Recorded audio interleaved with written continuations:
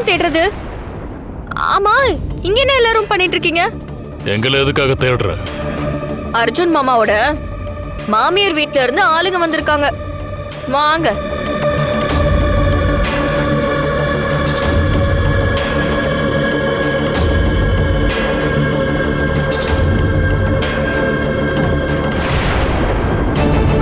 என்ன ஆச்சுடி?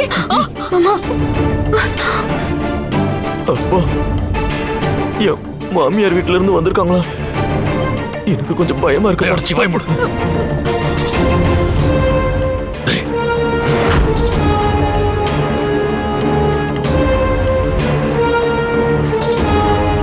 நான் சொன்ன மாதிரியே செஞ்சிரு. சரிப்பா. சரி, வாங்க போலாம். பெரியவரே, பெரியவரே.